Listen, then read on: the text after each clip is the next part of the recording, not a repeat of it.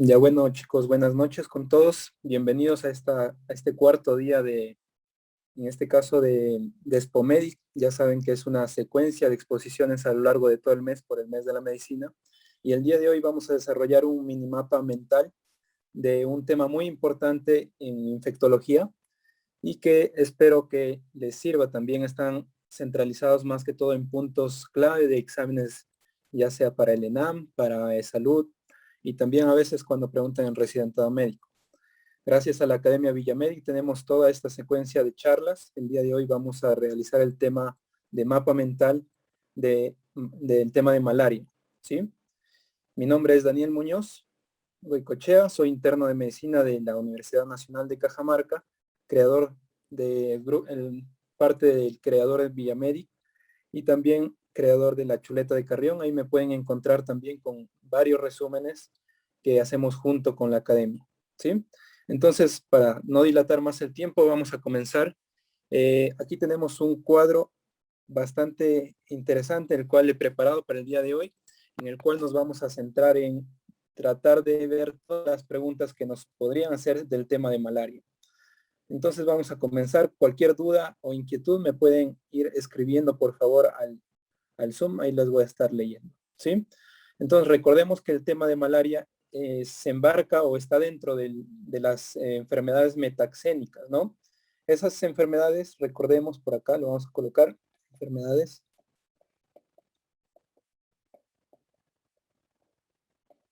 Este grupo de enfermedades metaxénicas, como sabemos, está transmitidas más que todo por vectores, ¿no? Vectores. A eso se le denomina enfermedades metaxénicas y la malaria se encuentra ubicada dentro de ellas, ¿sí? Igual que muchas otras, por ejemplo, eh, el dengue, chikungunya, zika y todas las otras enfermedades que se ha visto en infectología también. Entonces recordemos, por la parte epidemiológica primero, las regiones endémicas para este tipo de enfermedad que es la malaria, lo dividimos por regiones. Una región es, por ejemplo, de la costa, una región es en la parte de la selva que se da en mayor cantidad y también en la Sierra Central. Aquí lo vamos a estar colocando cada una de ellas. Por ejemplo, en Piura, Tumbes. En la parte de la selva tenemos a Loreto, Madre de Dios también ahí. ¿Sí? Son algunas zonas en las cuales se ubica mayor tendencia de esta enfermedad. Y en la parte de la Sierra Central tenemos a Huánuco. Huánuco se ha visto con mayor predominancia ahí el tipo de plasmodium, el plasmodium malariae. ¿Sí? Eso tenemos que tenerlo en cuenta, más que todo para centrarnos en cuanto a algún caso clínico, alguna pregunta que nos mencionen acerca de estas regiones, ¿no? Pacientes que vienen de estas regiones, sospechar de este tipo de enfermedad. Ahora vayamos a ver los tipos de plasmodium que existen o que debemos conocer en cuanto a tener para ver cada una de sus características en cada uno de ellos. Por ejemplo, el Plasmodium falciparum tiene varias características que vamos a ir viendo y desarrollando durante toda la clase, ¿sí? Por ejemplo, el Plasmodium falciparum nos mencionan acá que podría tener o se presenta la terciana maligna, ¿sí? O produce la terciana maligna, que más adelante lo vamos a ver cómo es que se da la clínica en esta parte de la terciana maligna. También puede producir la malaria grave, que también lo vamos a describir más adelante en cuanto al cuadro clínico, la malaria grave, y está más relacionada con el Plasmodium falciparum. Tenemos también otra característica, es que ataca a eritrocitos jóvenes. En sí ataca a todos, pero se centra o destruye mucho más rápido a los eritrocitos jóvenes, y eso también es una característica importante en cuanto al Plasmodium falciparum. Vayamos a ver otras características del otro tipo de Plasmodium, el Plasmodium vivax.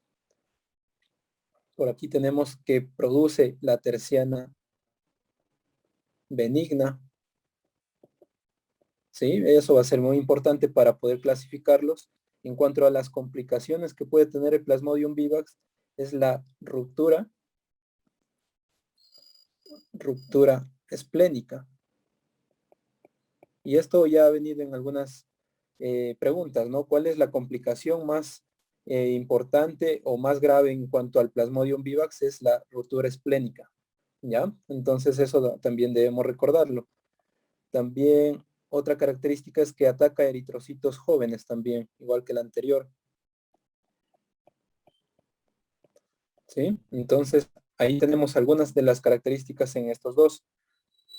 En cuanto al Plasmodium ovale, que es también de cierta importancia en nuestro país, raramente nos mencionan que va a progresar a una enfermedad mucho más grave. Raramente progresa o se agrava la enfermedad, ¿ya? Eso también tenerlo en cuenta ahí. Y una característica especial en cuanto al Plasmodium ovale es que al tipo de eritrocito que va a atacar son los reticulocitos, ¿ya? Reticulocitos. Eso también para tenerlo en cuenta y poderlos diferenciar. En cuanto al Plasmodium malariae, es uno de los que tiene mayores características, mayor tasa de complicaciones también hacia el pronóstico del paciente, ¿no? Entonces aquí vamos a colocar algunas características más. Por ejemplo, nos mencionan también que está relacionada con la cuartana benigna. Sí, es una de las características. La cuartana benigna, que lo vamos a ver más adelante en cuanto a la clínica, cómo se va a representar esto. Nos mencionan que hace cronicidad, está asociado también al síndrome nefrótico, o puede producir síndrome nefrótico, ¿sí? Y también a los eritrocitos que va a atacar este Plasmodium malariae es muy diferente a los otros, ¿no? Por ejemplo, acá tenemos a los eritrocitos más viejos, ¿no? En este caso más maduros, también se podría decir. Lo vamos a colocar ahí. Son algunas de las características que tenemos en cuanto al Plasmodium malariae. Una mnemotecnia que podría sonar un poquito rara o malcriada, que nos podría ayudar, ¿no? Para recordarlo más que todo. El Plasmodium malariae, ¿te acuerdas? Mala, las malas en 4. ¿Ya? Acá lo vamos a colocar. Malas en 4. Para poder recordar que está relacionada con la cuartana benigna. Y eso va a ser muy importante para tenerlo en cuenta en cuanto a las preguntas. En cuanto al Plasmodium noblesi, fue descubierto en Malasia. Eso es un dato también que nos podrían preguntar. Y se le conoce como la fiebre cotidiana también. Fiebre cotidiana. ¿Sí? Entonces son algunas de las características que tenemos que tener presente en cuanto a los tipos de Plasmodium. ¿Qué más tenemos que recordar aquí? Tanto el Plasmodium falciparum como el Plasmodium vivax están relacionados con la mayor tasa de producción, en este caso de hipnozoitos hepáticos, ¿ya? Más adelante vamos a ver cómo son los hipnozoitos hepáticos y estos dos tipos de Plasmodium son los que producen más hipnozoitos hepáticos y eso va a permitir que el cuadro clínico también sea crónico en estos pacientes, ¿no? Y eso debemos recordarlo ahí también. Entonces, hasta aquí ya hemos visto la parte epidemiológica, ¿sí? Recuerden las zonas o las regiones endémicas, Piura, Tumbes, Loreto, Madre de Dios. También tenemos acá, lo vamos a subrayar mejor. Piura, Tumbes, Loreto, Madre de Dios. En la parte de Huánuco, recuerda, el Plasmodium malariae está en mayor cantidad en esa zona. Y hemos visto los tipos de Plasmodium hasta ahora, ¿no? El Plasmodium falciparum, vivax, ovale y malariae. Recuerda cada una de las características que van a ser muy importantes para las preguntas. La terciana maligna, producida por el falciparum, produce malaria grave en mayor cantidad. El vivax, terciana benigna, produce ruptura esplénica. El Plasmodium malariae, que relacionamos con la cuartana benigna, produce más cronicidad, se alarga más, y esto se debe a una característica que se lo coloca en algunos libros, que también se menciona que produce hipnozoitos eritrocíticos, o sea que viven algunos hipnozoitos, como vamos a ver, más en el glóbulo rojo, y es por eso que se hace mucho más crónico el cuadro en estos pacientes, ¿sí? Y el Plasmodium knowlesi, que presenta la fiebre cotidiana. Son algunas de las características que nos van a preguntar con más frecuencia, ¿sí? Ahora vayamos a ver otras características ya del vector en sí. ¿Quién es el vector que transmite la malaria? Ya habíamos visto que esta enfermedad pertenece a las enfermedades metaxémicas, ¿sí? Entonces, transmitida por un vector. ¿Qué vector es? El vector anófeles, ¿sí? El vector anófeles, que es un mosquito muy particular y que lo vamos a ir describiendo aquí. He colocado acá los dos tipos de Plasmodium que tenemos a nivel del Perú, con mayor frecuencia, el Plasmodium vivax y el Plasmodium falciparum, porque se menciona que no los tipos de anófeles o las especies de mosquito anófeles van a transportar de cierta manera, tienen más afinidad de transportar tanto el Plasmodium vivax y el Plasmodium falciparum. ¿Cómo así? Por ejemplo, se ha visto que el Plasmodium vivax se relaciona con más frecuencia a ser transportado por el mosquito de especie, en este caso el Pseudopunctipenis, ¿sí? Pseudopunctipenis. Ya es una especie del mismo anófeles, pero se ha visto que se relaciona más con el desarrollo del Plasmodium vivax y el Plasmodium falciparum con más frecuencia al anófeles darlingi, ¿sí? Que es la otra especie de anófeles, ¿ya? Entonces eso también para recordarlo y tenerlo presente ahí. En cuanto al ciclo de vida de este vector, vamos a colocarlo por acá.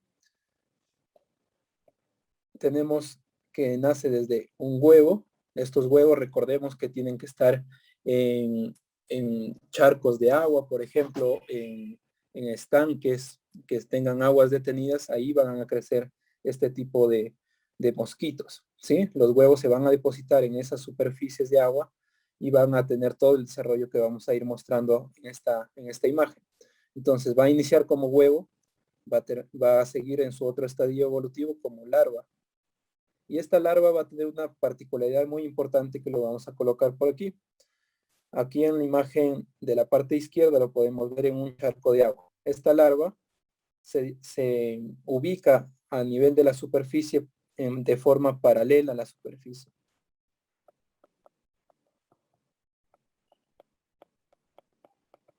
¿Sí? Así como lo estamos viendo aquí en la imagen, ¿ya? Y eso va a ser muy importante porque de acuerdo a la ubicación de la larva en la superficie del agua, también podemos distinguir que es un anófeles, una larva de anófeles. No es igual, por ejemplo, si nosotros vemos una larva de Aedes aegypti, que es muy diferente la ubicación en la superficie del agua, ¿sí? Entonces, a través de eso también podríamos ir distinguiendo las características de este vector, ¿sí? Entonces, de larva va a pasar a pupa, que es la otra forma evolutiva, que lo vamos a colocar ahí. Y esta pupa también tiene una característica principal que va a permanecer en el agua, o sea, el ciclo acuático. El ciclo acuático va a variar más o menos entre 10 y 14 días. Y eso va a ser muy importante para ver en este caso los brotes, ¿no? En la parte de salud pública también se estudian los brotes de acuerdo al ciclo acuático de las pupas, ¿ya? Entonces eso también debemos tener en cuenta. Y por último tenemos el vector adulto ya, el anófeles adulto, que va a ser el que va a transmitir en este caso la enfermedad, ¿no? Los plasmodios, ¿sí? Entonces hasta ahí ya hemos visto las características del vector. Ahora vamos a ver cómo es que se transmite hacia el ser humano, ¿sí? Hacia la persona. Vamos a ver aquí con otro color.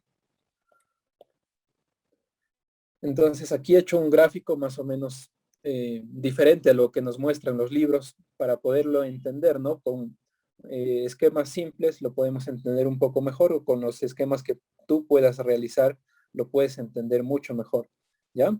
Entonces aquí por acá vamos a dibujado, ¿no? El anófeles. Este es el mosquito anófeles, que en este caso está infectado, ¿sí? Está infectado. Este mosquito anófeles está infectado y va a picar, en este caso, a un ser humano que está sano, ¿no? Evidentemente. Esa picazón o eh, la infección que va a permanecer en el ser humano va a tener un periodo de incubación de aproximadamente entre 21 y 30 días, ¿ya? Entonces, el periodo de incubación en sí, ya de la forma evolutiva que transmite el mosquito hacia el ser humano, tiene un periodo de incubación de 21 a 30 días. ¿Y cuál es esa forma infectante que transmite el mosquito al ser humano? Aquí lo tenemos, le he dibujado aquí. Son los esporozoitos. ¿Ya? Entonces, si te preguntan, el mosquito infectado, ¿con qué estadio evolutivo transmite el ser humano? Con los esporozoitos. ¿Ya? ¿Cuánto es el periodo de incubación? De 21 a 30 días. Ya está. Entonces, veamos la siguiente parte.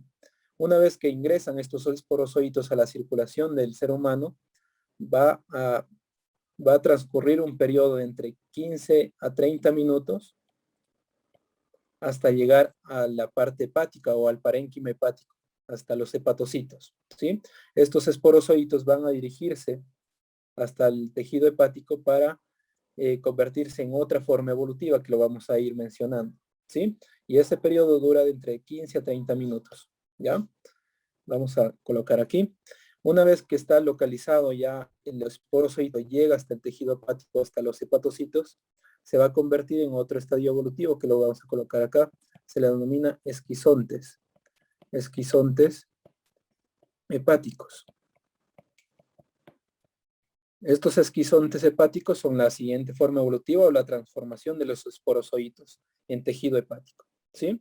Algunos de estos esquizontes hepáticos van a convertirse también aquí o en este caso van a entrar en estado de latencia, denominándose a otro estadio evolutivo aquí. Lo vamos a colocar en esta parte. A esto se le denomina hipnozoitos hepáticos,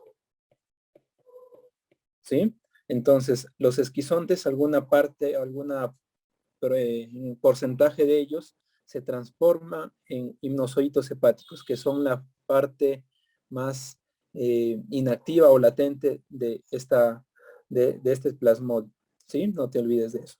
¿Y quiénes hacen más hipnozoitos hepáticos? Lo vamos a colocar acá. El Plasmodium vivax y el Plasmodium ovale. Son los dos que hacen mayor cantidad de hipnozoitos hepáticos, ¿sí? Y eso también debemos tenerlo presente. ¿Qué pasa luego entonces de esto? Los esquizontes hepáticos van a tender a, una vez que ya están ahí cierto tiempo, van a salir a circulación otra vez, ¿sí? Lo vamos a colocar acá. Salen a circulación y se van a convertir en otro estadio hepático, en otro estadio, perdón, evolutivo, que lo tenemos por acá, y ese es el merozoito. ¿Sí? Una vez que salen los esquizontes a circulación, se convierten en merozoitos y esa conversión es bastante rápida, lleva más o menos 15 segundos, ¿sí? Entonces, los esquizontes hepáticos salen a circulación, se convierten en merozoitos en 15 segundos.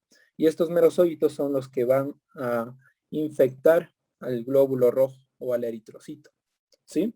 Entonces, ¿con qué forma evolutiva o con qué forma infectante, en este caso, se infecta el eritrocito con el merozoito? ¿Sí? Una vez que ingresa este merozoito hacia el glóbulo rojo, se va a convertir, se va a transformar otra vez en otra forma.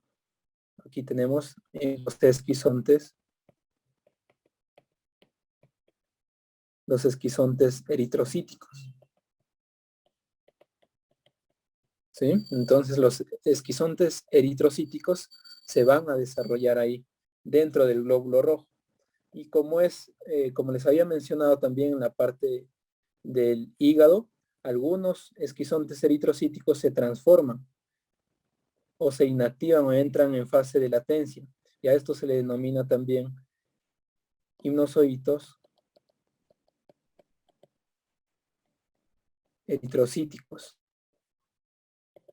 ¿Sí? Y esto lo mencionan algunos libros, no todos, pero debemos tener presente de repente para alguna pregunta. Los hipnozoitos eritrocíticos. ¿Quiénes hacen más hipnozoitos eritrocíticos, les había mencionado el Plasmodium malariae, ¿sí? El Plasmodium malariae hace más hipnozoitos eritrocíticos.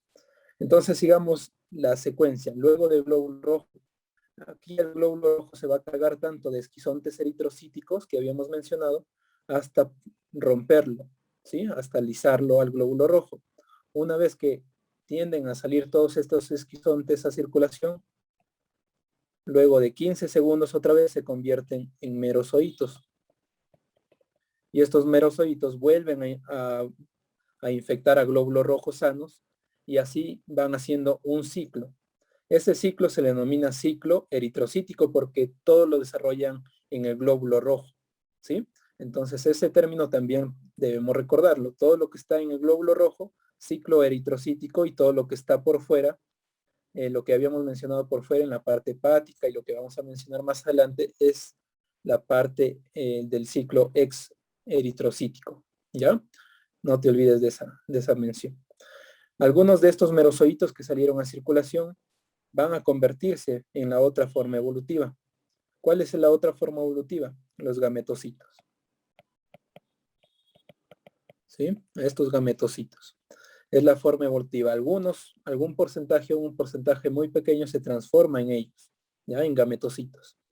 ¿Y qué pasa con estos gametocitos? Van a servir para que un mosquito que está sano, no, normal, está sano, viene, pica al ser humano, que está infectado ya con estos gametocitos, y se contagia, ¿no? El mosquito. Lleva la infección hacia otro ser humano sano y así se perpetúa todo el ciclo, ¿no? Eso es en esta parte en cuanto al ciclo del ciclo de infección, ¿no? Del anófeles. ¿Sí? Vamos a repasarlo aquí rápidamente para tenerlo claro. Recordemos aquí, tenemos al anófeles infectado que les había mencionado. El periodo de incubación va de 21 a 30 días. ¿Con qué forma infectante transmite el mosquito al ser humano? Con el esporozoito, ¿sí?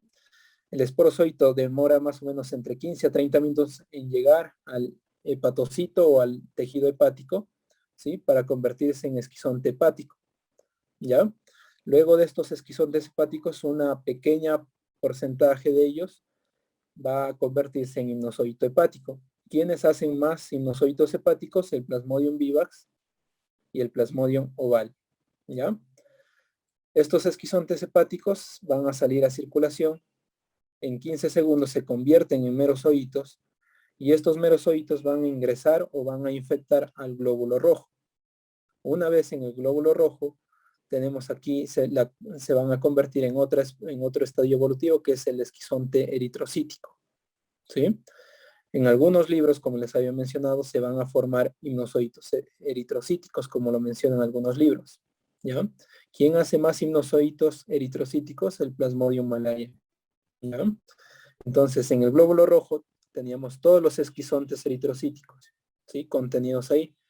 Cuando hay muchos, bastantes, ahí van a alisar el glóbulo rojo, van a romper el glóbulo rojo. ¿Y qué van a salir? Van a salir los esquizontes que van a convertirse en 15 segundos otra vez a merozoitos. Y estos merozoitos buscan nuevos glóbulos rojos sanos para infectarlos y también perpetuar todo el ciclo. A todo este ciclo, ¿cómo le denominamos? Ciclo eritrocítico. Todo lo que estaba por atrás y todo lo que vamos a mencionar por delante se le denomina el ciclo exoeritrocítico, ¿ya? Entonces, algunos merozoitos que habíamos mencionado se van a convertir en el estadio evolutivo que es los gametocitos, ¿ya? Y estos gametocitos van a servir como forma infectante ¿para quién? Para el mosquito, que va a llevar la infección hacia otro ser humano que esté sano, ¿sí? Entonces, más o menos es lo que nos mencionan en cuanto a todo el ciclo de la malaria, ¿sí? Vamos a recordar aquí algunos otros términos o conceptos que son de relativa frecuencia en los exámenes, como el término de recaída, que lo tenemos por aquí arriba, y el término de recrudescencia, ¿ya? Vamos a comenzar por el término de recaída. ¿A qué se le denomina el término de recaída o el concepto de recaída? Habíamos mencionado que había hipnozoitos hepáticos en en todo el parénquima hepático, ¿sí? Estaban contenidos algunos hipnozoitos hepáticos, más que todo en Plasmodium vivax y en oval. Entonces, cuando hay una recaída, estos sinusoitos van a activarse o se van a despertar, ¿ya? Se van a despertar y van a causar de nuevo toda la sintomatología en el paciente, ¿sí? Entonces, ¿y esto a qué se debe? A un mal tratamiento o a una mala adherencia también al tratamiento, por ejemplo, cuando no se le da la primaquina, que es uno de los fármacos más importantes para poder eliminar los sinusoides hepáticos, ¿ya? Entonces, a ese concepto se le denomina recaída, ¿ya? Al despertar o a la activación de todos los sinusoides hepáticos que están contenidos en el parénquima hepático, ¿ya? Vamos a ver el otro término que les había mencionado, el término de recrudescencia. ¿A qué llamamos el concepto de recrudescencia? Cuando damos un mal tratamiento o el paciente no toma ese tratamiento de manera continua, entonces tenemos que aquí el plasmodium, este es el plasmodium en sangre, ¿sí? En circulación. Se mantiene por debajo de los límites de detección en sí, en este caso de lo que utilizamos como la gota gruesa para la detección, está por debajo la cantidad de plasmodium porque no se cumplió adecuadamente el tratamiento. Y cuando el paciente tiene, por ejemplo, algunas enfermedades o se inmunocompromete el paciente, también ahí baja su inmunidad, el plasmodium aprovecha y eleva su tasa de reproducción en este caso, ya haciéndose detectable en este caso por la prueba, ¿no? Por la prueba que es la gota gruesa, que utilizamos mucho más, ¿sí? Entonces ahí tenemos. La prueba de la gota gruesa, recordemos que se hace positiva siempre y cuando en un mililitro de sangre tengamos más de 100 plasmodium o parásitos, plasmodium en este caso, ¿sí? Entonces va a ser la prueba positiva siempre y cuando haya más de 100 plasmodium en sangre. Pero en este caso, en la recrudescencia, siempre se mantiene bajo hasta que espere el plasmodium que el paciente se inmunocomprometa y eleva su tasa de reproducción en este caso y causa todos los síntomas que tenía el paciente, ¿ya? A eso se le denomina estos dos conceptos que siempre tienden a preguntar. Recuerda, la recaída por el despertar de los sinusoides y la recrudescencia es cuando el plasmodium siempre estuvo en circulación, pero por debajo de los límites o de los niveles de gota gruesa, ¿ya? O de detección en este caso. Vamos a ver aquí algunos conceptos para poder fijarlos bien, ¿sí? Me van a ayudar aquí. La forma infectante en el humano, ¿cuál era la forma infectante? El esporozoito, ¿sí? Esporozoito. Es la forma infectante para el humano. Recuerda que es lo que infectaba ahí, ¿no? Lo que transportaba ahí el anófeles al ser humano. La forma infectante para el mosquito. ¿Qué se llevaba el mosquito? Los gametocitos, ¿sí? Los gametocitos. Eso también va a ser muy importante. La forma infectante para el eritrocito, para el glóbulo rojo, ¿cuál era? El merozoito, ¿sí? Así lo habíamos mencionado. El merozoito, ¿ya? Y hay dos términos más aquí que lo vamos a detallar en cuanto al esquema que hemos hecho. El ciclo sexual o esporogónico y el ciclo asexual o esquizogónico. ¿A qué hace referencia a eso? Lo tenemos por acá. El ciclo sexual, recordemos que siempre sexual se dice a lo que está presente en los gametos, ¿sí? ¿En dónde están presentes los gametos? En los gametocitos. ¿Quién se lleva estos gametocitos? El mosquito. Entonces, ¿dónde se va a desarrollar este ciclo sexual? En el mosquito, ¿sí? Y al ciclo esporogónico nos hace referencia en dónde, con qué forma infectante va a transmitir el anófeles al ser humano, con el esporozoito. Eso habíamos dicho. Entonces, con eso también lo podemos recordar ahí. Entonces acá lo colocamos mosquito, ¿ya? El ciclo sexual o esporogónico se desarrolla en el mosquito. El ciclo asexual, donde no hay gametos, lo desarrolla el ser humano. O esquizogónico, ¿no? Que les había mencionado en los conceptos aquí. Tenemos esquizontes hepáticos, esquizontes eritrocíticos. Todo este ciclo se desarrolla en el humano, ¿ya? humano. Entonces ahí lo tenemos. Es algo para recordar más que todo en todo este cuadro que habíamos hecho en todo el esquema. ¿Ya? Ahora vamos a pasar a lo que es la clínica en los pacientes con malaria. La triada es en este caso para preguntas de examen que nos van a venir. Por ejemplo, tenemos a la fiebre. Puede tener el paciente, se le puede agregar también la sudoración profusa, que también lo vamos a colocar acá. Sudoración profusa. Y también los escalofríos. ¿Sí? Entonces, esos tres síntomas puede tener el paciente: fiebre, sudoración profusa y escalofríos.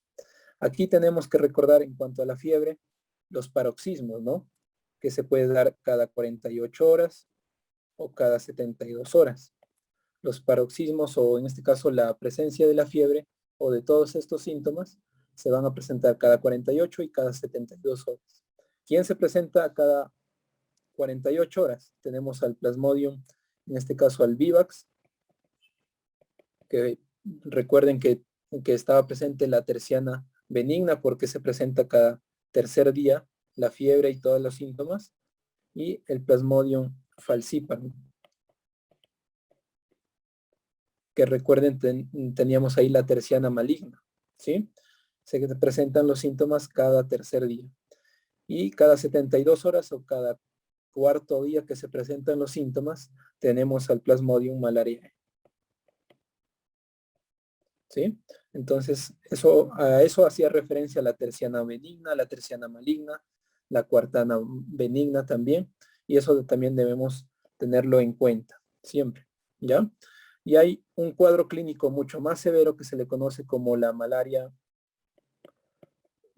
grave, ¿sí? Que lo vamos a ver a continuación, la malaria grave por acá en un cuadro, ¿ya? Vamos a hacer acá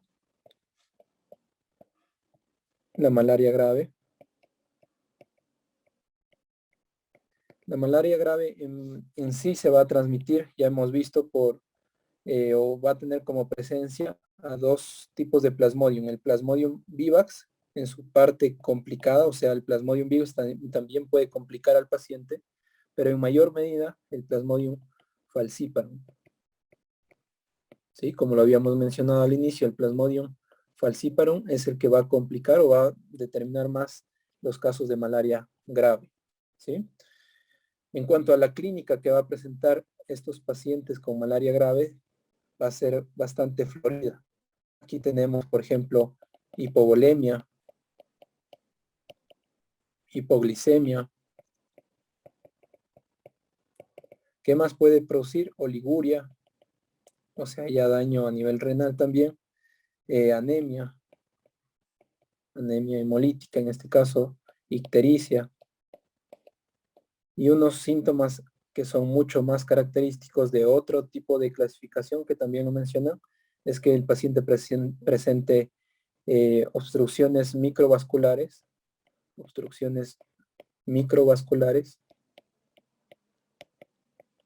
y estas obstrucciones microvasculares afecten a nivel cerebral, ¿no? En esa parte de las arterias, y en este caso el paciente puede presentar trastorno del sensorio también,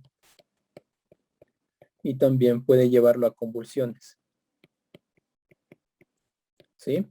Estos tres síntomas o eventos que se desarrollan están embarcados dentro de otro término que se le denomina malaria cerebral, ¿ya? Para tenerlo en cuenta también ahí, porque nos podrían preguntar. Hay otros síntomas más o otras características más en cuanto a la clínica del paciente que hacen que la malaria se clasifique como malaria grave, ¿sí?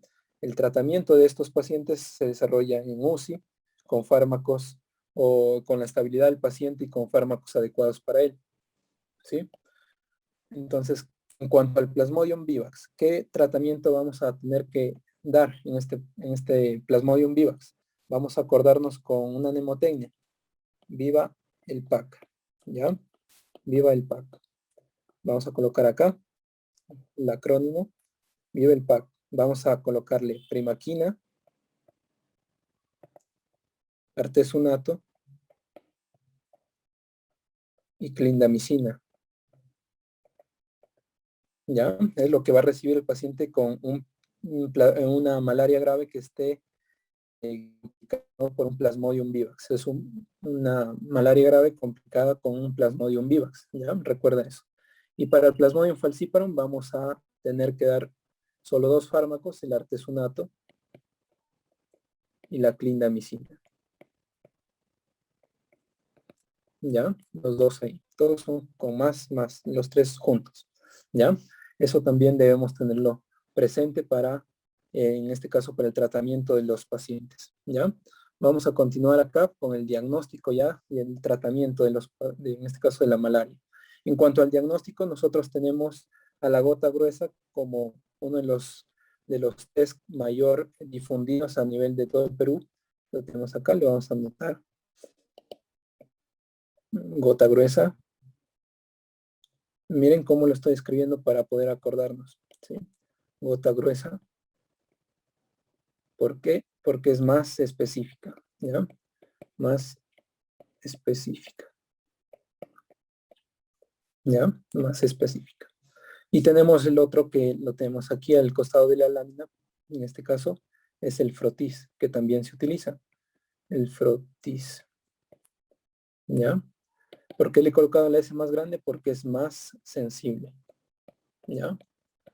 Recordemos que la gota gruesa se hace positiva o es positiva siempre y cuando haya más de 100 plasmodium por mililitro en este caso, ¿ya? Para determinar que es positiva. Cuando el índice de plasmodium es menor, denominamos eso recrudescencia, ¿no? Cuando el paciente presentaba de nuevo los síntomas. En la visualización directa, ¿qué vamos a encontrar? Vamos a encontrar esta forma, la primera forma que ven ahí, que es característico del Plasmodium falciparum, ¿sí? En forma de banana le dicen, o también eritrocitos en rosetas, ¿ya? Que eso también es característico de falciparum. Y esto que es el Plasmodium ovale, ¿sí? Que es más ovalado. Eso nada más para tenerlo en cuenta ahí. En cuanto a otros tipos de diagnóstico que no utilizamos, hay los diagnósticos séricos, por ejemplo, con la prueba que es el HPR2, ¿sí?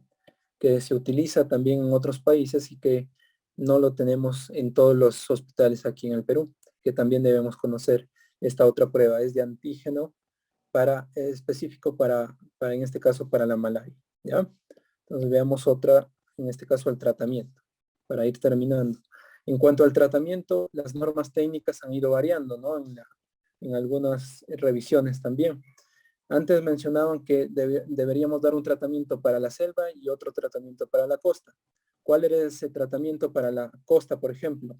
Con el acrónimo de SPA lo vamos a colocar aquí, como así. Se le daba sulfatoxina, piremetamina y artesunato. ¿Sí? Los tres juntos se le daba a los pacientes que presentaban malaria, pero en la zona de las regiones de la costa, ¿no? Como Piura y Tumbes que les había mencionado. Y a la selva, en este caso, les daban otro tratamiento diferente. Por ejemplo, les daban mefloquina más artesunato. ¿Y por qué les he traído este cuadro acá? Porque hay algunas preguntas de examen que todavía consideran, o son antiguas, ¿no? Que consideran como tratamientos diferentes tanto a la selva como a la costa. Pero actualmente, como vemos en la norma técnica actual, lo dividen ya en vivax, que son las dos, en este caso, especies que predominan a nivel de todo el Perú, el vivax y el falcíparo, y se divide en complicada y no complicada, ¿sí? Y vamos a colocar acá cómo vamos a tratar a los pacientes con este tipo de cuadro, ¿no? Complicada y no complicada. En cuanto a la complicada del Vivax, nos vamos a acordar con Viva-el-Pac, que les había mencionado, ¿no? Complicada, que también produce malaria grave. Acá tenemos a la primaquina, artesunato y la clindamicina. ¿Cómo lo vas a recordar? Con la mnemotecnia Viva-el-Pac, ¿ya? Ahí está. Entonces, sabemos que hay muchos fármacos que se utilizan para el tratamiento de la malaria, pero estas combinaciones que les estoy mencionando acá son las que se utilizan con mayor frecuencia, ¿sí? De acuerdo al cuadro clínico del paciente, de acuerdo a las complicaciones que pueda tener el paciente, se puede ir variando cada uno de los esquemas, pero estos son los que con mayor frecuencia utilizan, ¿sí? Primaquina, recordemos que actúa a predominancia de inosocitos hepáticos, ¿sí? La primaquina. El artesunato también actúa a ese nivel de inosocitos hepáticos y también a nivel de gametocitos, ¿ya? Y la clindamicina, que ustedes recordarán, la clindamicina es un antibiótico y ustedes pensarán, ¿qué hace acá la clindamicina? La clindamicina está más relacionada que actúa a nivel de los epicoplastos del plasmodium, ¿ya? Apicoplastos del plasmodium, recuerda eso, de repente podrían preguntar por ahí, la clindamicina, ¿ya? En cuanto a al cuadro clínico de complicada del falciparum, vamos a dar nada más el AC, artesunato y clindamicina. ¿Sí? Esos dos fármacos están más recomendados en los cuadros de falciparum complicado, ¿ya? En cuanto al Vivax no complicado, le vamos a dar lo que es conocido, ¿no? Siempre la primaquina para cubrir los sinusoides hepáticos y la cloroquina, ¿ya? En cuanto al falciparum no complicada, nos vamos a acordar con este acrónimo del PAN, le vamos a dar primaquina, artesunato y mefloquina. ¿Sí? Entonces estos esquemas son los que más nos podrían preguntar en los exámenes, son las combinaciones que más se pueden dar y recordemos que hay múltiples fármacos y que se pueden ir variando estos esquemas de acuerdo al paciente, ¿no? Pero solo lo estamos viendo relacionados con los exámenes que nos podrían venir, ¿sí? Entonces veamos otras características importantes en el tratamiento de las gestantes. En gestantes, ¿qué no debemos dar? La primaquina. La primaquina no se puede dar por algunas razones que vamos a ir mencionando acá. ¿Y qué podemos dar? ¿Qué opciones tenemos aquí? Podemos dar cloroquina, que sí está indicado, y también se puede dar primaquina después del parto. ¿Sí? Primaquina después del parto. Entonces esto también lo podemos colocar ahí.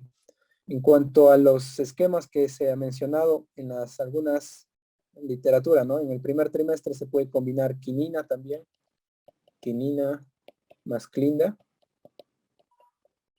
Y en el segundo trimestre también se podría combinar el artesunato más clinda. Entonces son esas las opciones que podemos tener ahí, o también podemos comenzar con cloroquina. Pero la primaquina nunca le des en una gestante. ¿Por qué razones? Por las que vamos a mencionar a continuación. Puede causar anemia hemolítica y también metahemoglobinemia. ¿Sí? Entonces eso debemos tenerlo presente siempre en la primaquina. ¿Qué otros efectos adversos tenemos aquí? Por ejemplo, habíamos hablado de la quinina, ¿no? En el tratamiento ahí de la gestante. Acá recuerden, en el primer trimestre también se da quinina. Y hay un efecto adverso que se le da. Lo podemos colocar acá. Se da el efecto de chinchinismo o cinchinismo. También nos podrían preguntar, y eso hace referencia al grupo de síntomas que presenta el paciente después del uso de la quinina, ¿sí? Después del uso de la quinina, en el cual se involucra la cefalea, náuseas y vómitos. ¿Sí? Entonces el paciente después de usar la quinina, tenemos este cuadro de cinchonismo que se le denomina a la cefalea, náusea y vómito y otros síntomas como a nivel abdominal también, ¿sí? ¿Qué otros efectos adversos debemos recordar aquí? Que la cloroquina da una retinopatía, ¿no? Retinopatía en ojo de buey. ¿Ya? Entonces esta característica también debemos tenerla presente. porque antes del uso de cloroquina o hidroxicloroquina en otras patologías, se suele mandar al paciente a una interconsulta con oftalmología para ver cómo inicia el paciente en su retina, ¿no? Y cómo va a seguir el tratamiento después de eso, ¿ya? Entonces, esto es en cuanto al tratamiento y vamos a ver por último ya algunos conceptos más, solo algunos datos más para terminar ya la exposición. Entonces, aquí tenemos algunos datos, como qué damos cuando queremos hacer profilaxis, ¿no? Cuando queremos viajar a una zona endémica, de malaria. ¿Qué vamos a hacer? Por ejemplo, nuestro viaje es acá, ¿sí? Vamos a consumir un medicamento una semana antes y otro medicamento 4 semanas después, ¿sí? ¿Y qué medicamentos son estos? Podemos utilizar doxiciclina o también se puede utilizar mefloquina, ¿sí? Entonces ese es un dato que les quería comentar ahí también. Y el otro dato es que hay algunas enfermedades que van a tener una protección, por decirlo de alguna manera, contra la infección en este caso de la malaria. ¿Qué enfermedades protegen de la malaria?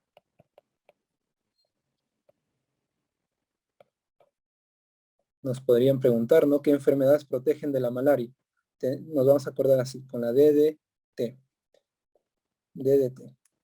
¿Cuáles son esas tres enfermedades que protegen de la malaria? La drepanocytosis,